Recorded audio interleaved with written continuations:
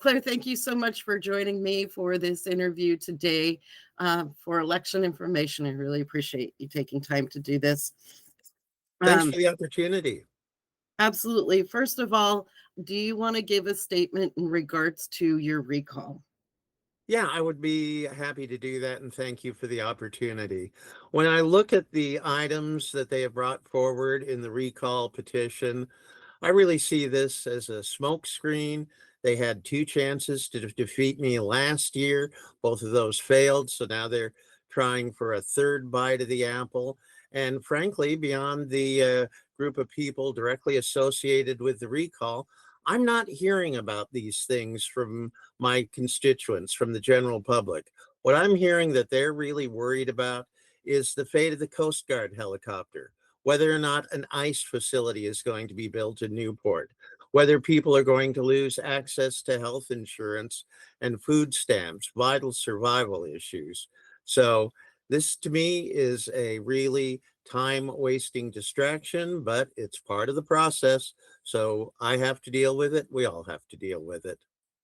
Thank you. And there's been a lot of talk about blue versus red, Republican, Democrat, but the county commission seat is nonpartisan. Can you address that?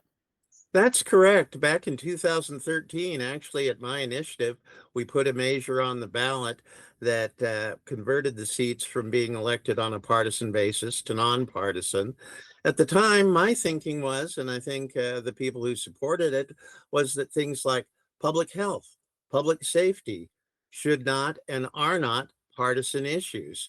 But I think that began to really crack wide open in 2020 with the COVID-19 pandemic, and all of a sudden, things like vaccinations and masking had been made partisan issues. So, what I tell people, and I get feedback from people that, yeah, people are no longer running with a D or an R after their name, but you still know or should know where their values lie. And since other people have chosen to draw this line in the sand, I found myself on the side of public health protection measures, on the side of helping the homeless, helping people in crisis. And the other side seems to think there's something wrong with this. Earlier this year at a board meeting, I was told that by bringing a homeless shelter, low income housing, and specialized mental health housing to Lincoln City, I was ruining the community. I don't buy into that mindset, and I hope the majority of people don't as well. And let's talk about the big issues such as what's been going on with the Lincoln County District Attorney, the previous attorney before that, district attorney before that, and of course, our county commissioner, Casey Miller. So first, let's talk about the hiring freezes. That was supposed to be a temporary situation. I think that was supposed to go through October, I believe. Can you give us an update Hmm. on what's going on with that and why? The big question is why other departments are being allowed to hire, but the DA is unable to get, I believe she said, 4 positions established. Okay. Well, to be honest, I don't remember us putting an October end date on the hiring freeze. The reason we're doing that is because, like the majority of other counties in the state, many other local government units, we are seeing revenues come in below expectations. It's been worse in some counties. I know of at least two where they've actually sent people out the door on layoffs. So, our hope is to be able to manage the shortfall without having to resort to layoffs. And yeah, it is true that we have held some positions in the district attorney's office, but we've held positions in other areas as well. I understand that she's frustrated and feels she can't do her job unless she staffs up to full levels that have been authorized. But I've got a lot of concerns in my mind, looking at the fact that actually, sometime this month, we're supposed to get a final ruling from an arbitrator on contract negotiations for the deputy district attorney's bargaining units. And we could be looking at some significant salary hikes in that bargaining unit. And if that's the case, no problem. I don't begrudge people advocating for and getting what what they're worth, but at the same time, our resources are finite. And well, I hope I'm wrong. I really fear that we're heading into a trend now of flattening and even declining revenues. It's been more than 15 years since we've had to deal with this, with the recession. And, there are always exceptions to the rule, but, the general rule is last hired, first fired. And I really am reluctant to see people brought on board that we might have to tell 6 months from now, oh, sorry, we can't afford you any longer, and hand them the dreaded pink slip. Now, District Attorney Wallace has said that they're not getting any response from commissioners or from HR when she's asked these questions about the hiring freeze and being able to get those positions. And she claims that there's no communication. Others have said that as well, that communication is an issue, that people aren't getting responded to when they're asked questions. Can you address that? Well, no, I can't really. I'd have to have a conversation with HR about that. But y- you know, the elected official or manager puts in their request, their memorandum of justification. Each of the commissioners individually weighs in with a yes or no. And then that ultimate decision is communicated back to the official. I'm not sure exactly what sort of communication she or others might be looking for after the fact, but I will explore that. Thank you. And let's talk a little bit about the Ethics Commission investigation. Can you address that?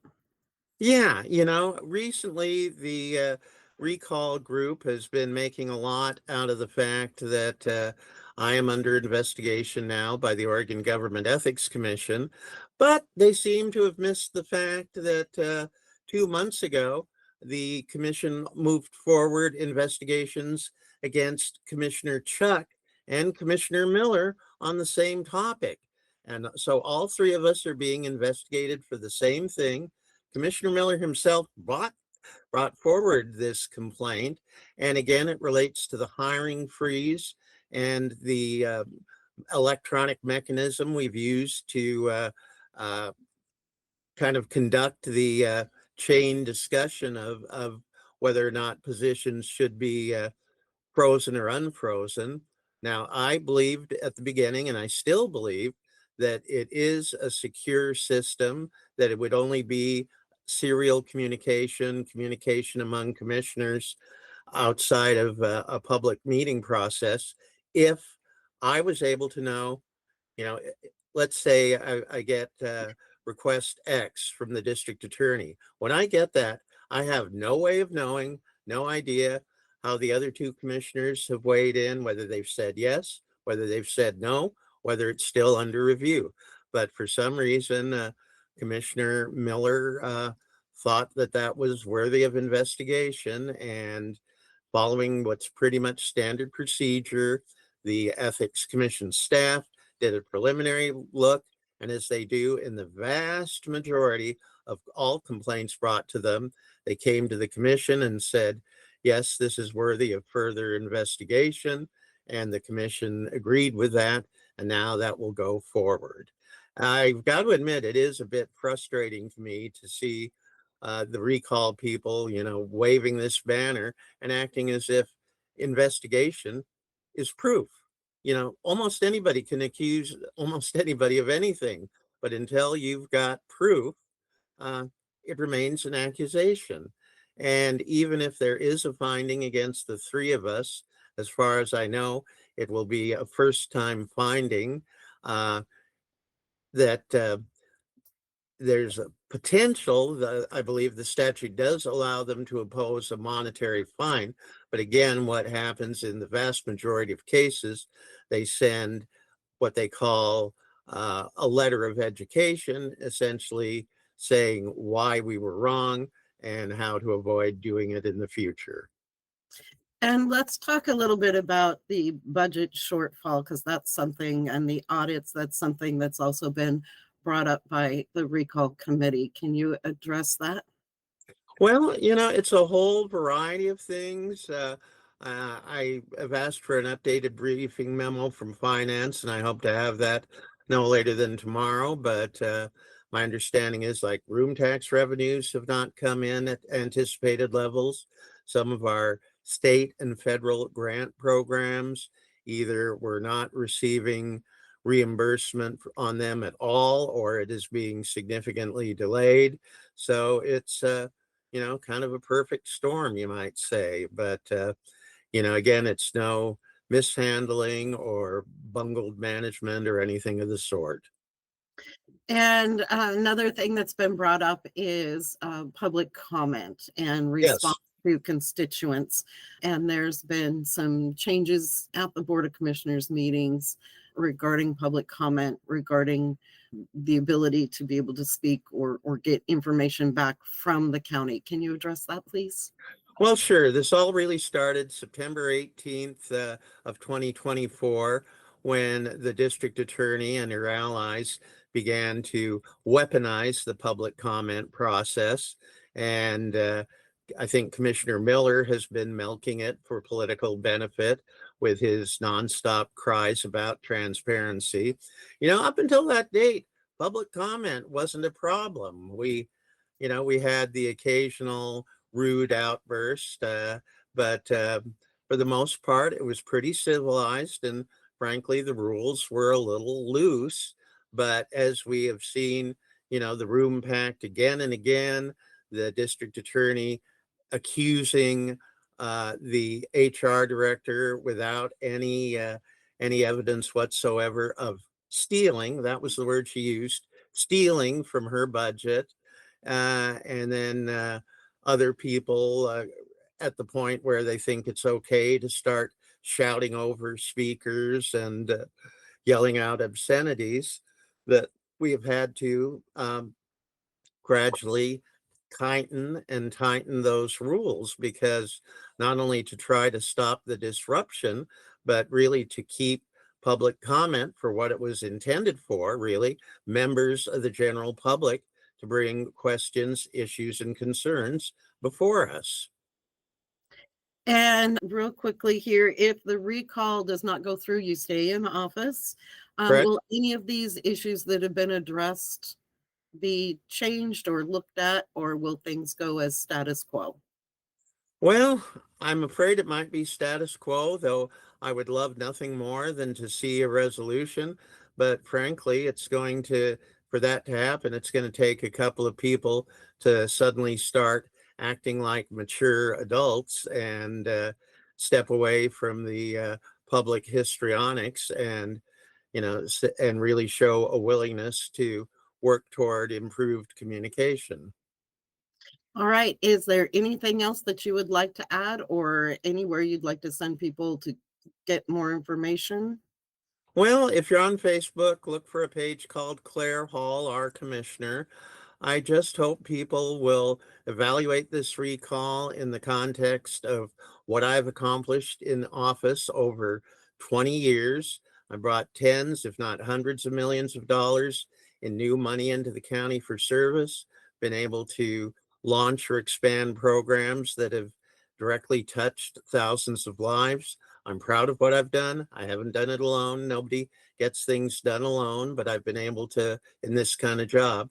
But I've been able to put together allies, and together we've really accomplished some remarkable things for this county, and I really would like that to continue. All right. Thank you so much, Commissioner Hall, for joining me on election information. I'm Kira Morgan. Thank you.